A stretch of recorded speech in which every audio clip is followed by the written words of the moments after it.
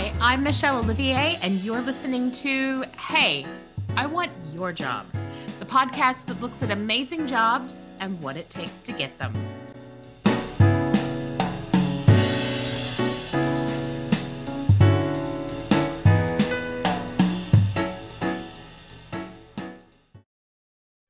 Hey, and welcome to Hey, I Want Your Job.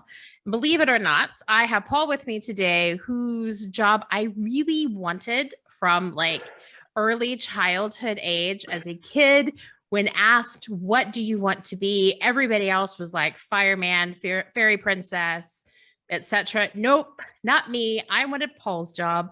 So Paul, what is your job title?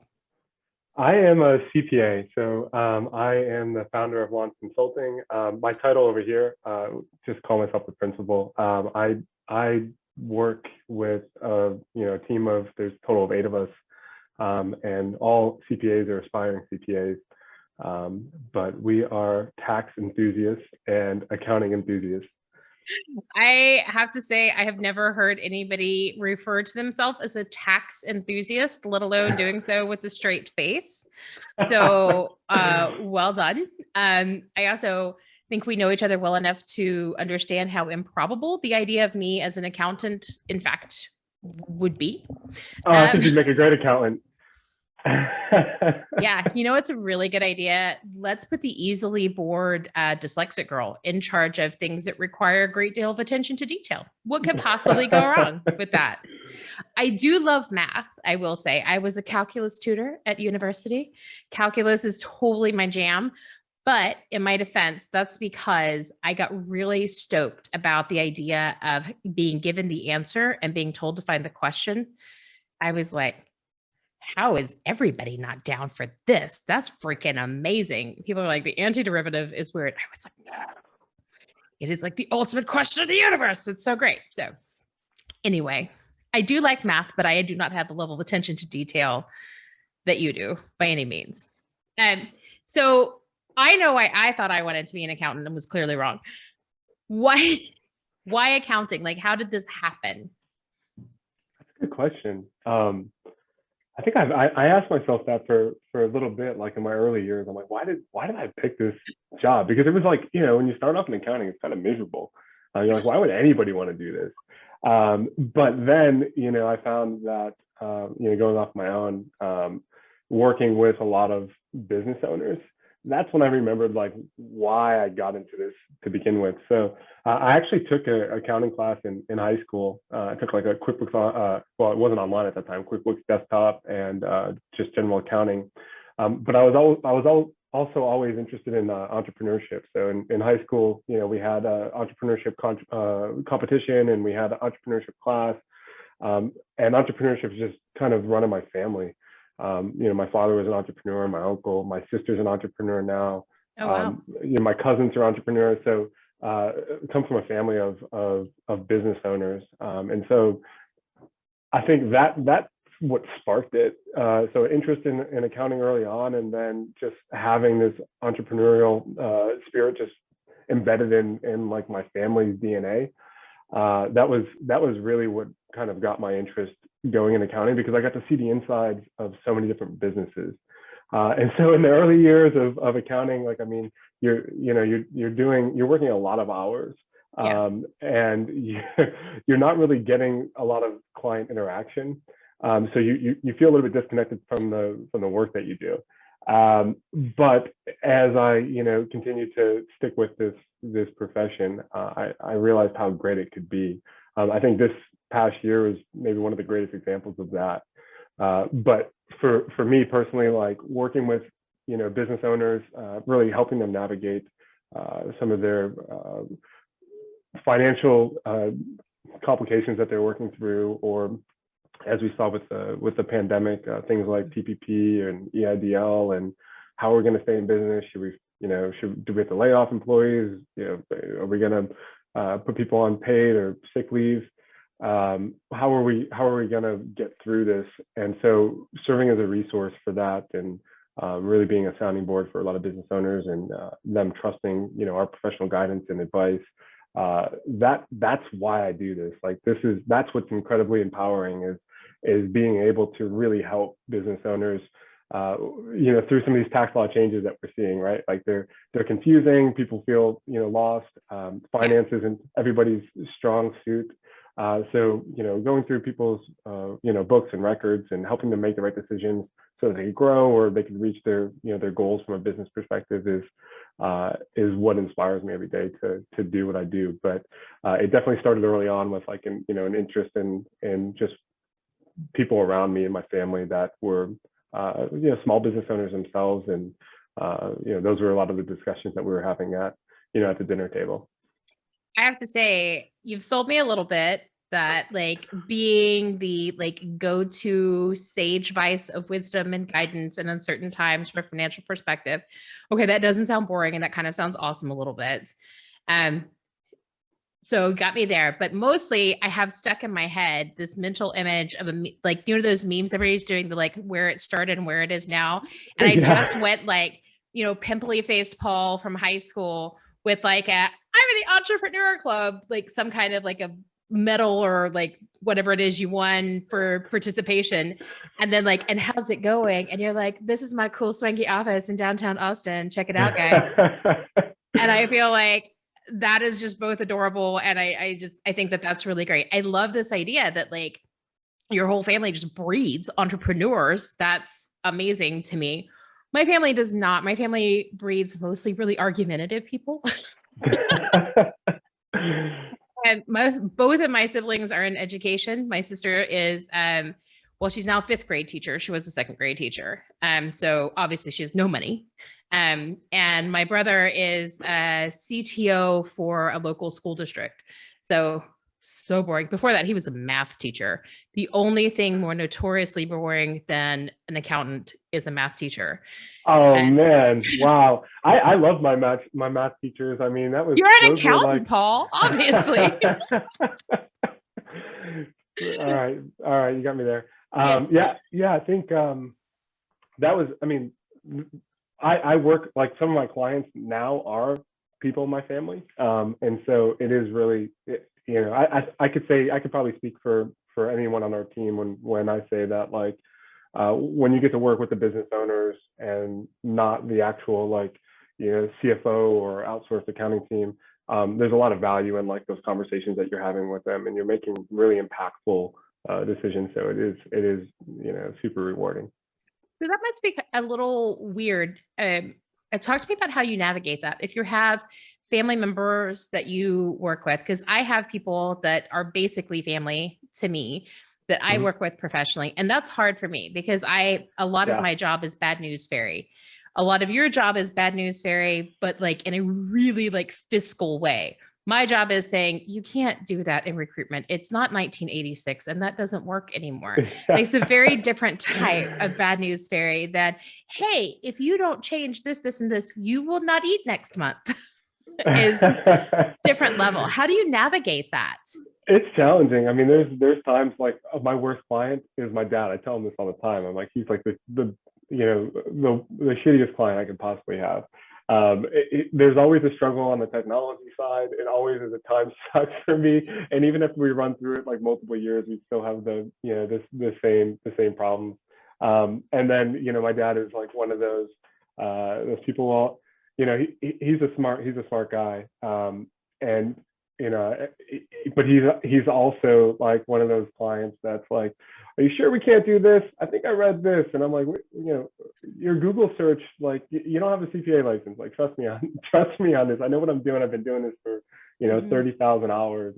It's my life. But yeah, some of those relationships are a little bit difficult to navigate, but I've found that like really just setting the boundaries on what the expectations are and, what I bring to the table and what I expect out of them early on is been really helpful in making sure that those professional relationships they're not tainted by like any of the personal aspect of them. So we could have you could call me on this number. This is my business number during business hours, and you could text me as your cousin or your son or whatnot. But Don't ask me a So tax question at 10 p.m. on a Saturday night. Like, that's the do last they thing. set up like a separate table at Thanksgiving where it's like, Paul's AMA, tax ask me corner? ask me your tax questions. Yeah, I'm always happy to help my family. Like even my family members that I don't work with. Like every taxes. Everybody's impacted by this stuff. So those discussions do come up at like Thanksgiving, Christmas, holiday parties, and whatnot. I'm always happy to have those discussions because for me, I mean, they're really interesting and just they're a way for me to connect with like aunts or uncles or cousins that I don't work with, that I don't get to see how they're really doing, like with their business or some of the struggles that they've had. Connecting with them on that stuff is it's for me, like it's a cool way to kind of see like, hey, I had that problem, or oh, I know what you're going through. I had a client that had this problem, and like we could work through it and solve it. So I think a lot of small business owners have pretty similar problems, and like one of the best things you can do is kind of share that and work through how you got through that process and how they got through that process, or some tips and feedback on some of that stuff. So I think there's a lot of information to be shared. So I think that's really interesting that like your family and friends are all like, hey, you're in tax. Talk to me about this financial issue I'm having. Because, by the way, I'm totally jealous of that cup. Don't feel like you can't send me some merch. I'm all in. You want some swag? We got lots of launch swag all over the swag, Paul. But I think it's really interesting that your family has those open conversations because sort of culturally, there's a lot of, we don't talk about money. People, a lot of families, a lot of individuals are really secretive. A lot of the work that I do with my clients is I'm all about radical disclosure with regards to salaries. I really think that the only way to fix the pay gap that we have for men, women, minorities, et cetera, is just everybody put all your cards on the table. This is what everybody makes. And then you know exactly where you fall within the organization. I know that I'm radical, but that is how I feel about it. And I get a lot of pushback from people about how, oh, it's so gauche to talk about money. Oh, I'm not comfortable about that. Why do you is it because you're an accountant that it creates a safe space? Is it because you just are nosy as hell and you're just like, hey, so how much money you've got in the bank? How's those taxes going? Like, what makes that happen for you that other people can't have that combo? Yeah, that's a fair question. I'm really big on confidentiality, so that's really important to me. I know it's important to a lot of our clients, and so I think I've built this trust with a lot of people, whether it's in my network or professionally, that they can confide in me and like know that like, hey, if I know what so and so cousin so and so makes, I'm not going to tell their brother or sister or other cousins, and their information's safe with me. And so I think that's so I can understand from like where you're coming from and your roles, that like that is really the only way to close some of these pay gaps is having complete transparency on that stuff. I'm the opposite in the industry that I work in, and just as far as like disclosures go and whatnot, like I'm pretty tight-lipped on. I am very tight on that stuff. I mean, it's one That's of the things your job that like to be yeah, fair. it's my job exactly. So that Yeah. that bit of that aspect of me is like, hey, a secret's always safe with me. I'll take it to the grave. So confidentiality is extremely important to me. Is that like your tagline? Launch consulting will take your secrets to the grave. That's a good one. I should use it. No charge for that. You're welcome. Just, throwing it out there. I feel like I just paid for my cup, right? Like that's how that works. All right. I'm going to have Ashley send you one. I'm excited. So I made a joke earlier and razzed you about accountants being boring. You are not a boring person at all. So first of all, do accountants, in your opinion, get huffy about that stereotype? And two, like, is it accurate? Like, why do you think we feel that way about it? Why do you think that that's the go-to line about accountants? Because I think they're portrayed in Hollywood as always being like these people in this dark back office role. Not that, Ben like, Affleck when he's shooting everybody in the account. Well, that was like changing the whole profession. I think they just did that from like AICPA sponsored that for recruiting. Yeah, I got to say, like, I don't think I don't think that we're that boring. I mean, in my free time, I love to read, lots of tax code and pages of tax law, and so that's pretty exciting. I think some of my colleagues, they like to do really exciting things like that too, like stay at the office late and read the newest bill that just passed the House or Senate. I mean, Basically party animals. I think you'll see all, everybody's across the spectrum in this industry. Like, I've historically worked with, I started working in high net worth tax at a very conservative firm. There definitely wasn't much letting loose there, so I saw that aspect of accounting. Holiday parties, like, a team of 25, like, not one sip of alcohol. If you did, like, you'd have a partner kind of glaring at you, like, what are you doing? And then I've worked at firms where, like, we have, like, a boat party with keg stands, lead partners taking the keg stand. So I've seen all aspects of this profession and people that work in it. I think the stereotypes, some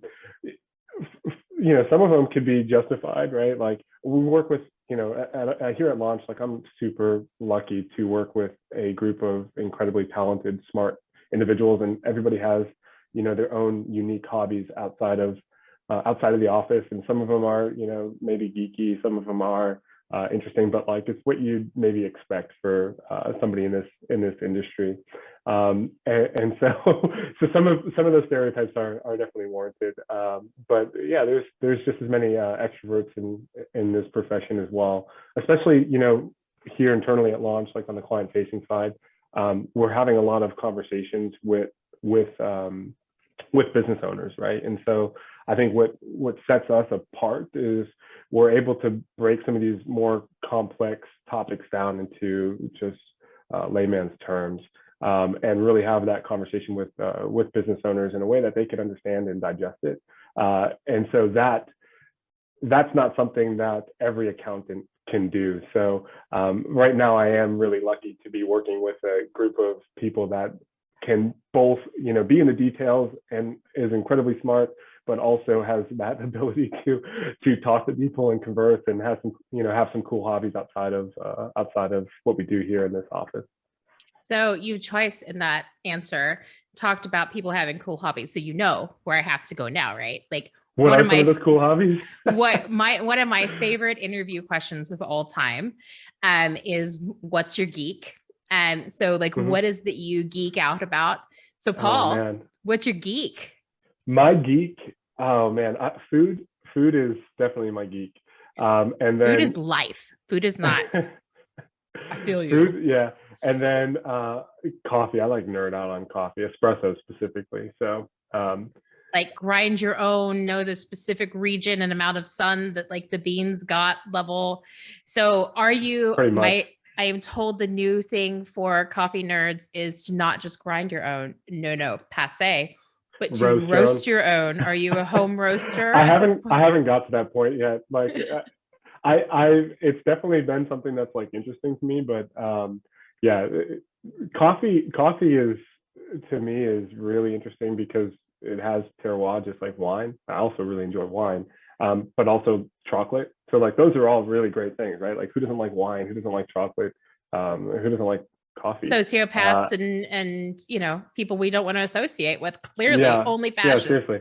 That's actually a requirement to work at Launch, is, like, you gotta like food. Like, I think everyone here really loves good food, so we have fun, like, during tax season when we're working late. We're all working late, and we order dinners to bring in for the team, and, like, we all get our pick on, like, hey, what are we eating? It's something we get to look forward to. Like, hey, what are we eating on Tuesday? What are we eating on Wednesday for dinner? And this restaurant just opened. We've got, like, our random channel on Slack, probably got filled with links for eaters. So yeah, my geek is definitely food and coffee.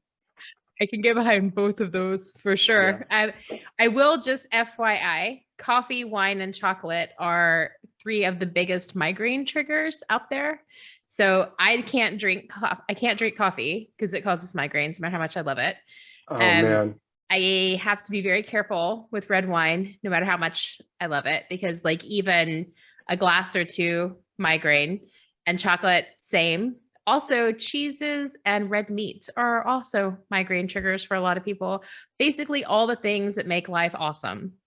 All the things that get you gout, basically. Like, yeah, all the good stuff. Yeah, that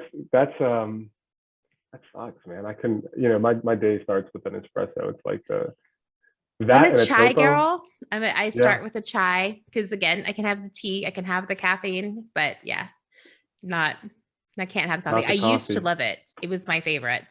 And then we figured out that the reason I was always having migraines Was in because my of coffee. adolescence was because how much I loved coffee. Apparently, it's like an actual chemical in the coffee bean. So it's not even, people think it's the caffeine, but like I Mhm. can't even have coffee flavored things because there's something in like the actual bean itself. Molecule. Yeah, interesting. Huh. I don't know anything about that, so I might No, have to look into it. there you go. Now you can go geek out on that. You're welcome. Somebody's going to need to make a coffee that is absent this particular compound, and then I will coffee. sign up as a Everybody. taste tester. I'm Yeah, there available. we go. Very All right, reasonable rates. No new problem. business idea. Great. Absolutely. See, look at you. You're just a font of knowledge. Not only do you know all about the taxes, etc., but also with the, hey, if you need to make money, how about coffee for people who shouldn't be drinking it? So, and so let's talk a little bit about what you do and how you help people. If you were going to think about like your single, like number one ROI point, like the thing that you most often are able to walk into your client and be like, oh, friend, here's this thing you've been doing wrong, and it just immediately fix their shit. What is like probably your number one place that you have that? Man, I think the where I deliver the biggest ROI is I help business owners sleep at night. That's literally like what I do. Like, finance is just you probably see this just in your relationships with other people or other business owners. Finance and taxes they're anxiety inducing for a lot of people. They're stressful. They're complicated. People don't understand them. They keep a lot of people up at night. So I think that, like, obviously we help with, primarily we do a lot of tax compliance and planning. And so that's just one piece of that. But we also do, accounting services, fractional CFO, controller type work. And so that's everything from like cash flow management, like, hey, we've got these bills due, in the next 30 days. How do we manage, with the money coming in? How do we manage these bills and make sure that we're structuring our cash flows so that we could, pay our employees, take care of our people, and also, satisfy these liabilities. So, it's not like one single thing that we do that is delivering ROI, but like it really is like helping business owners sleep at night. It's like one thing off their plate. Like they're like, hey, you love recruiting. You're like, I just want to be a recruiter. I don't want to do my books. I don't want to, I don't want to do my taxes. And that's where we come in and we take it off your plate so you can focus on like what it is that you really enjoy doing. I love that. I think that, so what I always say when I get asked that question by prospective clients or what have you, is I think that one of the big things that having a real expert in a specific little silo like you or I is that it's really easy for me to cut through the noise. So when I work with a client, they have like 15,000 things that they're sort of ambiently worried about. And I can come in and be like, these 14,956, we do not care. Here are the things that we care about. Here are the 3 decisions you need to make, which inform all of those things. And then we're kind of good.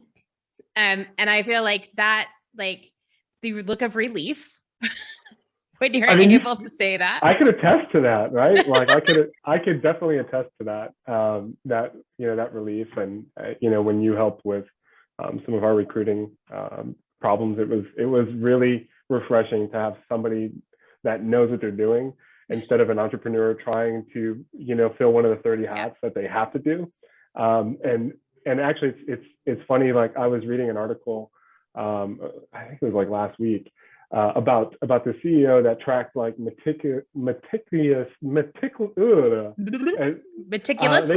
Yes, they track their time like in 15-minute increments for the first, I think, 2 years of their startup. Okay. And they were trying to figure out like where they were spending the most time. And what they found is they thought they were spending, a ton of time on recruiting. But at the end of the day, when he went back through like where he spent his days, he only spent like 3% of his time on recruiting. And so he goes on to talk about how when you're working on some of these tasks that just they're just not you, like you're feeling like challenged by them or up against them. It feels like time just goes on forever, right? But when you're doing the things that you actually enjoy doing, and you're actually getting a return on your time from like a business owner standpoint, like that's when the time just kind of flies by. So I thought it was a really, it resonated with me because I was like, man, I felt like I was spending a lot of time doing recruiting stuff, and if I probably went back at it, maybe I wasn't, but it just felt like eternities. But I do think, like, I mean, I'm a small business owner as well. And I mean, I get it. Like when there is a piece of your business that is shouting loudly in your brain, like it or lump it, like no matter how you feel about that thing, it still feels like it dominates everything. Because even when you're doing other stuff, you have, and that CEO, what he couldn't have quantified is how much of his mental time he was spending on recruitment versus whatever else he was supposed to be doing. Because you and I both know, like when you've got something that like you feel like is breathing down your neck, right? Like you're in a meeting and yes, you're present, but there's still this part in the back of your mind that goes, don't forget all those resumes you have to read, Paul. Paul, if you don't hire someone soon, you'll never see your wife, Paul. Like, you know what I mean? Like, all that is still omnipresent there. And it's even worse, I think, with your sector where you're talking about money. Like that is literally, do we keep the lights on? Do we keep letting people feed their families? Like, and nothing in life, I think, is scarier than the IRS. Like, nothing is scarier than the IRS, probably especially for me, because I am probably every accountant's like, you would look at my taxes and be like, you did what? Because I have complicated taxes and I use TurboTax because I am lazy and cheap.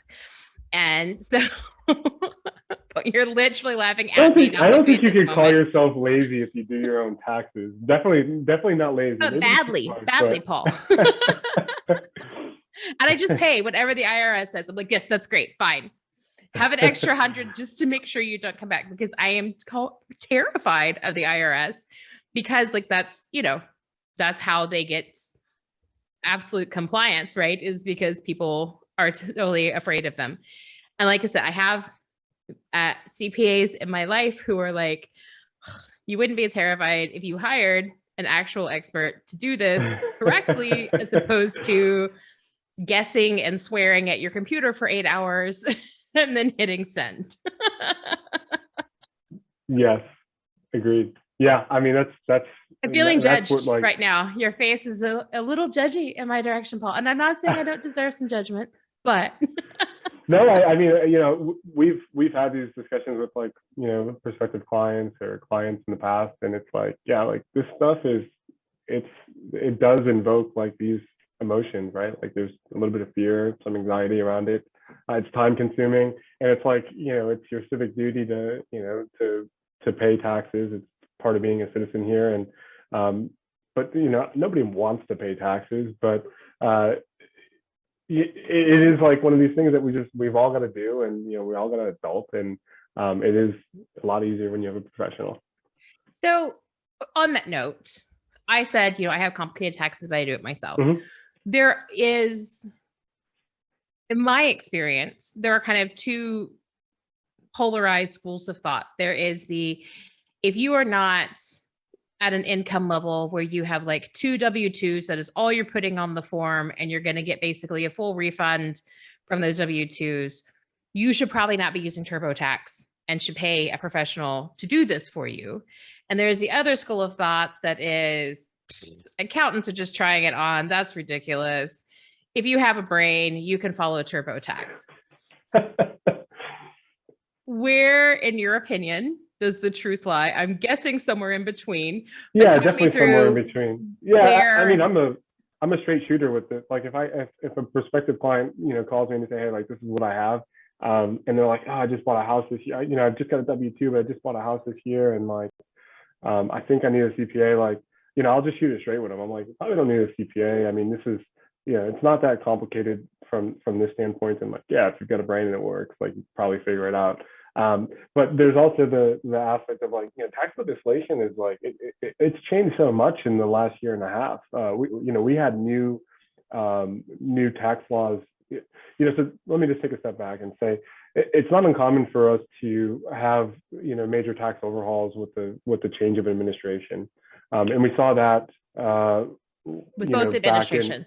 Yeah, we saw with both administrations, right? Like the Tax Cuts and Jobs Act passed in 2017. That was obviously the Trump administration. Before that, we had the Bush era tax cuts, before that we actually had the ACA Obama. and Obama, Yeah. And then before that it was the Bush and capital gains rates. So it's not uncommon to have these major tax overhauls with the change of administration. What was uncommon is all the relief acts that were passed in the last year. Everything from the CARES Act to Families First Coronavirus Response Act to the American Rescue Plan Act. Like all of that legislation getting passed like basically within a year had major implications, right? And like those individuals that had relationships with CPAs were, I'm going to venture to guess that those are the businesses that probably did better or got or were able to capitalize on all of the benefits and the relief that was available to them. And so I think that there is definitely value. I know that there's value in having a CPA, having clean set of financials and books so that you're able to apply for things like the EIDL, lines of credit, PPP, so that you were able to do these employee retention tax credits and navigate some of these other tax law changes. Like that's where we really come in, is like we love working with business owners. Not to say that we don't work with individuals too, but there's an extent where like, yeah, your tax return is probably a little bit too complicated for you to handle, and even if you do have just a W-2, there may be an instance where we can add value, and we see that with stock options. So we work with a lot of here we are in Austin. Our office is in Austin. We've got clients all over the place, but primarily in Austin, and so Austin's home to a lot of startups in the technology industry, and a lot of those startups issue in different types of stock options to their employees as a condition of employment.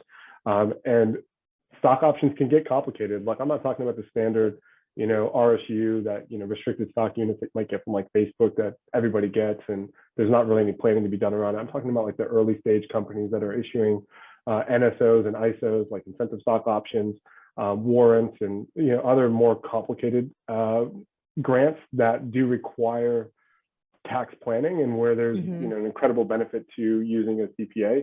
I could go into loads of examples of that, but I think if you're feeling like there's something that might be a little bit complicated in the situation, give me a call. I'm gonna straight shoot it with you. I'm gonna tell you like, hey, you're probably not a good fit, or this is maybe something that you can navigate on your own, or I'll let you know like, yeah, I think there's something we could do here to help, or maybe it's an engagement for current year taxes, and then we'll review the prior years. And a lot of times we find mistakes. I mean, we found hundreds of thousands of dollars of mistakes on prior tax returns, and have gone through the amendment process and got our clients back money just through doing a review of a return that was either self-prepared or prepared by another preparer. My guess is that eventually when my husband wins and we hire a CPA, that's exactly, they'll be like, you did what? And that will eventually happen. But I'm listening to you, and I know when I'm working with my clients to help with compensation package and that kind of thing, a lot of times there is a lot of stress for people who are especially new to like the startup space or some of the technology spaces where there are a lot of like RUIs and stock options and that kind of thing. Is one of the things that you guys offer when you work with a startup or work with one of those organizations to provide some like general counsel to their staff? And if not, why not? We've done that before. I mean, we've done larger engagements like that where we've talked to employees of a corporation to advise on some of the implications for their employees, whether it's on the stock side or whether it's on the non-employee compensation side. We've had those discussions, and there's a lot of great companies in Austin that pay for that as a benefit for their clients, or give a stipend for it too. So yeah, we've done that on the company side for their employees, and then obviously we've done it for businesses and for individuals specifically too. Because I was doing context. I was recruiting for Facebook when they went public, as a external recruiter, and so I knew loads of their folks. They were like, "Oh shit, now what?" And like, it's same thing with like, I think all of the big ones that have gone public, where it's like, you know, you have Insta millionaires and what have you. That's a big shift that, you know, and there wasn't any kind of help for folks in that situation. And I would think that I know it was really stressful. And I know engineers who were like, "What? I have all this money. I'm gonna go retire, make it rain." And they were like, "Oh, if you think $3 million is enough to retire at the age of 30, oh friend, you know." And so it just seems, you haven't lived. If you think that's enough to retire, you haven't lived in Austin in 2021. Right? Like I feel like you and I either have radically different lifestyle expectations, or you know something about your like longevity of life that I clearly do not. But why do you think it's just something that companies don't think about? Like, because that in retrospect, it seems very obvious to me. Is that unusual in your experience for companies to not offer something like that, or? I think it you know, depends on the company. Like I was working with a group of clients that we have in Seattle that work at a company that went public in, I think, September. That company in particular was really great about this. They were offering one, you get these agreements and they talk through like the process of what does it mean when we IPO? What are the tax implications going to be? And they'll have a big FAQ and it's 30 pages long, and they'll go ahead and do that. Then they'll typically advise that you definitely talk to a CPA about it. And so a lot of those were clients that we had existing relationships with. What they also did, which was really great, is they provided like free financial advisor for these clients. So they gave you a few free 1 hour planning sessions, a couple of them, where they paid, I don't remember if it was like a Fidelity or somebody like that. So you could have a one-on-one conversation on, hey, what does this mean for my personal finances? What are some things that I need to think about on the personal finance side? And so I think that was really great to see that. I've also worked with other companies that pre-IPO they had given employees money stipends to use for CPAs or for financial advisors. I don't know the exact dollar amounts, but I know that I've had clients say, hey, can you bill me before the end of the quarter? Like, I've got a stipend to do some of this tax planning. And those are usually like for the clients that have those ISOs, those incentive stock options. And we're doing multi-year planning scenarios, pre-IPO, where things are going to get really, kind of crazy from a tax standpoint, and they're much more, involved and complicated. So I've seen a lot of companies do this. I can't speak for, the pre-IPO, Facebook or Google. I'm not asking you to answer for Zook. Yeah. Nobody should have to answer for him. But I think it is like a benefit that I'm starting to see a lot of companies offer, which is really cool, because it gets, some of these younger people thinking about building these professional relationships, networks, and asking for help to get to whatever their goals are personally, financially, whatever it is, right? And I think that's a pretty cool like first step is, hey, I'm gonna be coming into all this money. What? Should I buy a Porsche? Yeah. A great idea. Let's just blow it all. Just spend. See how much you can spend in your first year. You must have seen it though. Like when all of that stuff happens, right? So one of my clients in the UK is the microchip company that makes all of the chips like for Apple. But you probably have like a good 30 of their products in your office right now. And their stock, every time they would get revalued and their stock would take a bump, and they would have out like the dividend payout time, you would come out to their office and it was just like the parking lot was just full, like brand new Mercedes. There's the new Porsche. And you're like, okay, obviously it was dividend day. Clearly, we all have a very different priority set. And it is like, it has always just made me laugh a little bit. But then at the same time, as I get older and get maybe more sensible financially, like I kind of look back and I'm like, oi, like nobody is helping people make good choices. And so like, I know that, you know, when I've seen now the flip of that, I work with people who thought that they were going to retire and are now having to re-enter the workforce because they didn't plan enough. And I feel like I worry that some of these engineers are going to get to that place and they're going to be like, oh shit, shouldn't have bought those 3 Porsches. I like for that cost, I could have like retired 2 years ago. You know what I mean? And so I find that very interesting that there's not, of all of the ways that companies support their employees, like it does feel like financial support is a little taboo. And anytime I've brought it up with a client, they're like, liability. We don't give advice, liability. And I'm like, I mean, there's got to be a limit. Well, that's why they pay the third party to do it, right? Like that's why, you know, these companies like, hey, here's a stipend to go seek professional advice or tax advice because we can't give it to you. And here's our, you know, FAQ that our attorneys, you know, drafted up, and it's gonna have some basic questions, but like any sort of tailored advice, you know, it's gonna obviously require some sort of due diligence from a professional.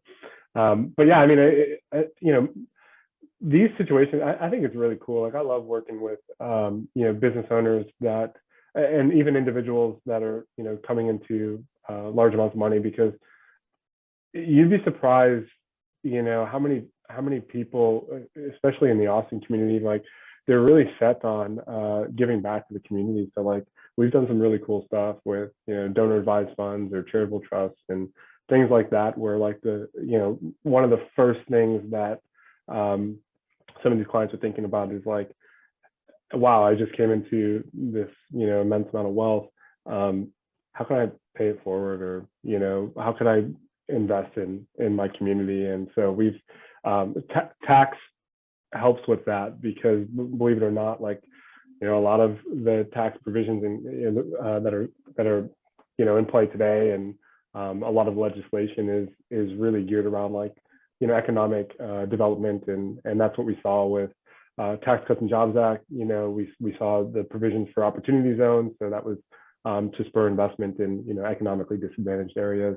We're, you know, we've got donor advised funds, we've got, you know, all these different provisions that, yeah, there's some, you know, tax savings associated with it, but for a lot of people, it's not even, that's not the primary driver. Like taxes added benefit, but, you know, seeing that some of these people really do want to, you know, give back, and they really do care about their local communities. It's cool. I love that trend in business. And I think societally right now that I see more and more that people, as soon as you acquire any kind of wealth, any kind of success, immediately the expectation is that you turn it around and pay it forward.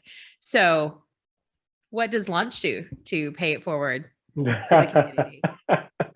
Yeah, I mean, we've done you know, a lot of different endeavors. From a firm standpoint, we've been working on like different initiatives where quarterly we're like voting on like things that we care about, and doing the time, you know, investing time into those areas. You know, personally, I've done, I've sat on the boards of some nonprofits. Specifically, I was on the board of Austin Sunshine Camps for a number of years. So that was a camp over here in Zilker.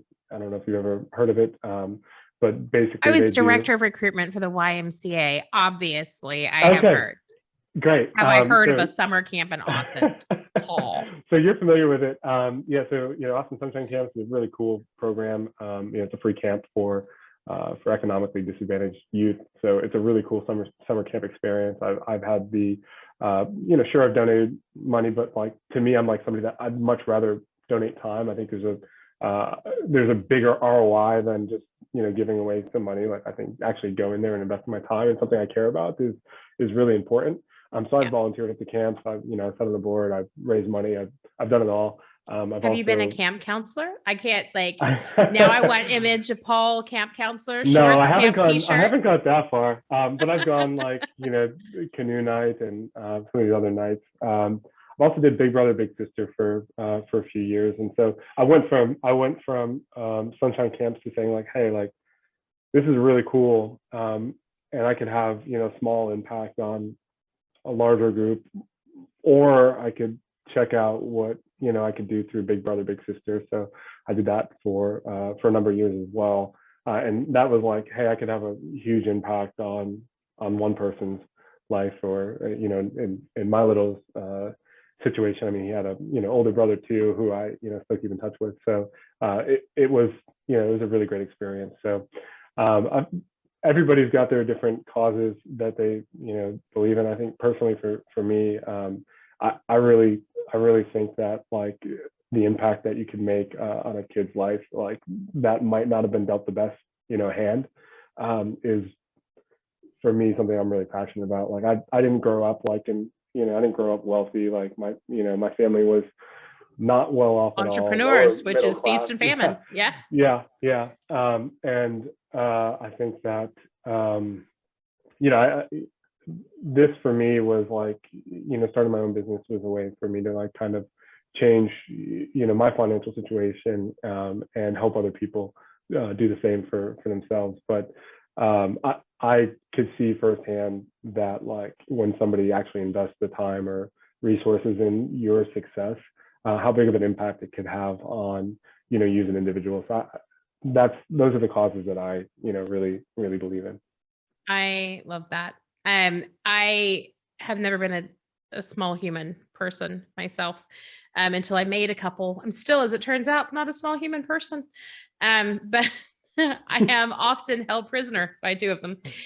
You can see in the background my extensive collection of Pokemon, which are the confiscated Pokemon because my children could not stop being assholes with the Pokemon. So now they live at mommy's desk. But for our company, it's dogs. My business partner, Morgan, if she could just adopt every dog at Austin Pets Alive, she's literally, I think at this point on, they like, don't give this woman puppies. She is a failed foster. You can't. She has like 3 enormous, like 80-pound dogs. Wow.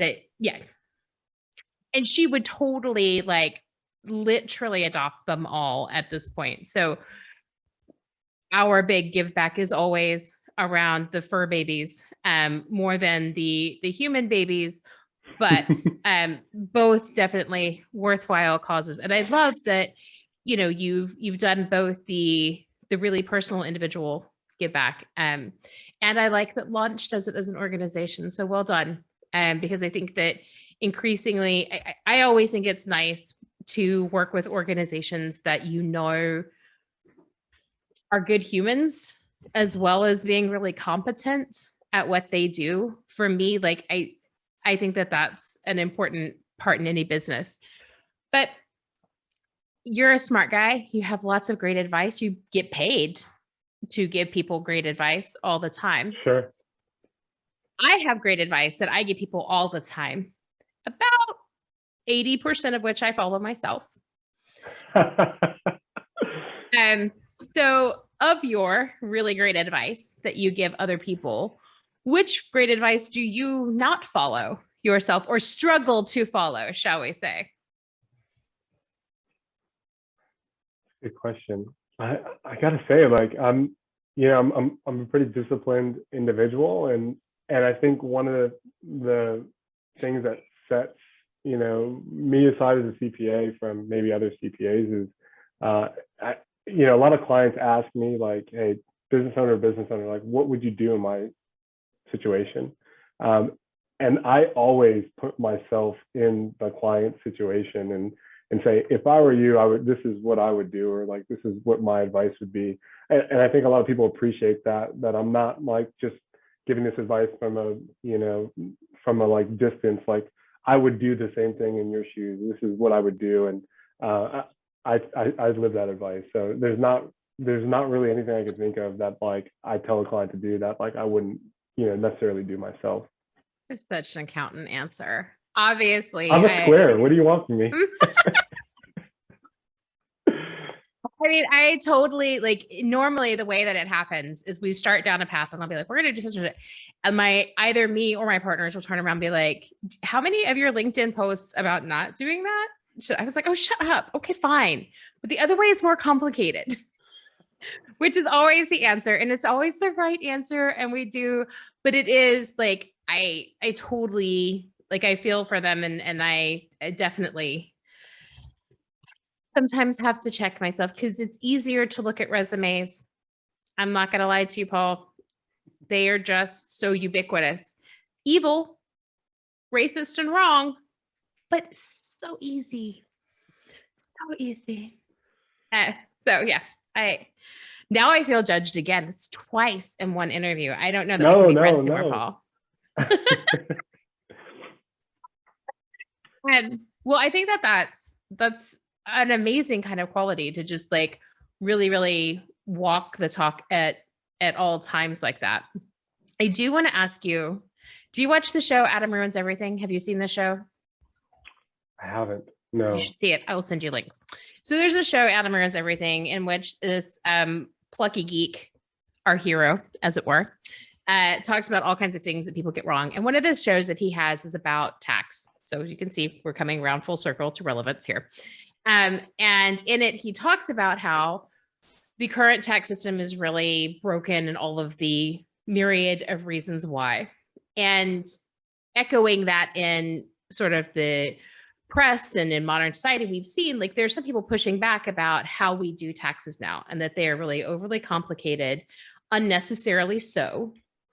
For people have varying levels of conspiracy reasons why.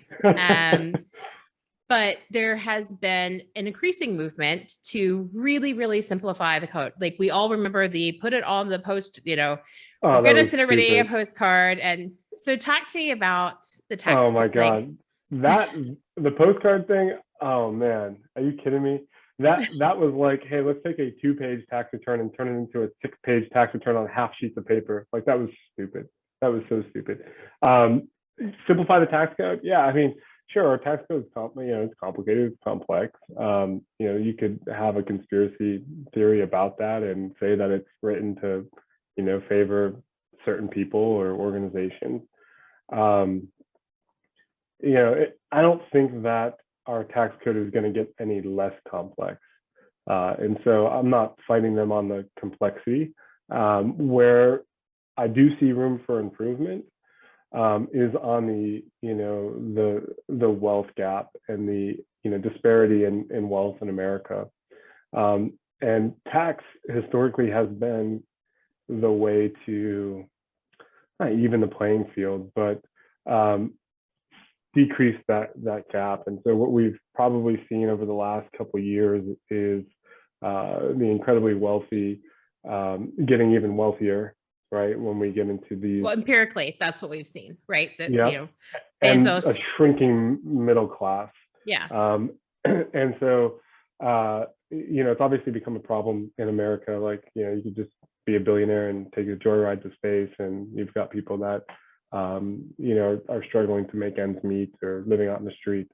And so I do see an opportunity for our tax code to address some of those issues, but it's not going to result in a simpler tax code. I think it's just going to, no flat tax, no postcards. I mean, I feel like you're breaking everybody's dreams right now, Paul. Everybody's dreams. I mean, flat tax, are you talking about a consumption tax, like a sales tax or a VAT? It's been one of the, political taglines is that, everybody pays X amount. So.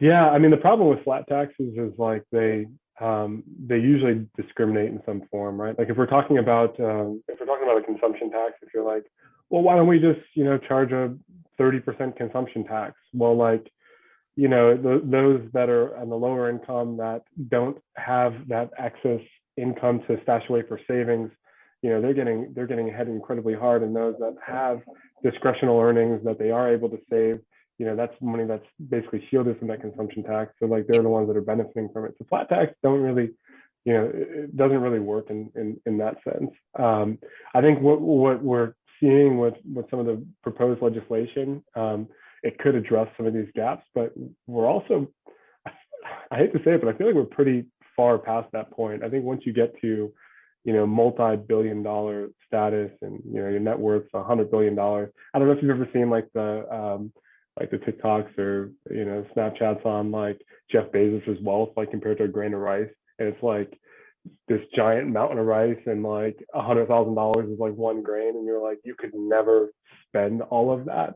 It almost feels like we've really missed our shot. And we see this in all areas of our government too. Like I'm feeling that way, like with climate change, and like are we so far gone that like we can maybe remedy some of it now, but like there's gonna be repercussions to like the decisions that we've made in government for the last however many decades. So what I heard, somber discussion, not very uplifting, but yeah. No, that's fine. Go ahead. So what I heard from that is that you are available for legislative consultation for tax amendments and have some Ways and Means Committee. There you go. There you go. Vote me on. There you go. So anybody looking to introduce new legislation, I have some political contacts. I'll put you in contact with some networking, Paul. We got this. One of my previous guests, Courtney, is a political machinator in DC. So we'll just hook you up with Courtney between the two of you. Yeah, you're super connected. I mean, let's not go nuts, but like, I know a couple of people. I feel like that's kind of the ultimate like way to sum up my network. Like I know a couple of people who do like all of the things, right? Like, oh, but yeah. So I am all for Paul, tax legislation advisor. I feel like frankly, you couldn't be worse than who they have. But also, neither could I at this stage, right? Like I feel like a lot of it is just kind of Looney Tunes on both sides of the aisle. So sure. I mean, it's a struggle to get anything, done. It's just we're so divided that it's tough to make progress. So I don't, I'd like to think that like, hey, I could make a change, but I just, there's going to be some major reform in government for major things to happen. And you're an accountant, so you're an ultimate pragmatist. And so you're real. Yeah. This is not a good ROI on my time because no change is actually going to happen. But the tax code is going to get more complex and, we're going to be busy. So there you go. There you go. I feel like that's just making it rain for you. See, conspiracy theory right there. The CPAs are behind everything. Here we are. Yeah. Well, we are about out of time. Is there anything we haven't talked about that you want to make sure to cover before we go? Well, we covered it all. We talked about food, taxes, and migraines. So there we go. What else is there? Really? And horrible children. We talked about horrible children and great Pokemon children. And Done. Everything. Cool. Done. Yeah. Well, thank you so much for your time. I really appreciate it. Thanks for having me on. This was fun. I feel like you've painted accountants in a refreshingly hip light. So do you think anyone wants my job now? I still don't. No, I'm good. I'm good. But thank you so much, Paul. Yeah, thank you, Michelle. It's been a pleasure. You've been listening to Hey, I Want Your Job. For more information on how you can get your own awesome job, visit ONH Consulting at www.onhconsulting.com. We offer incredible resumes, no-nonsense career advice, and real-world tips for landing a job in today's market. Check us out on LinkedIn, Twitter, Facebook, and Insta for more insider information. Soon, you'll be hearing us say, I'm Michelle Olivier, and hey, I want your job.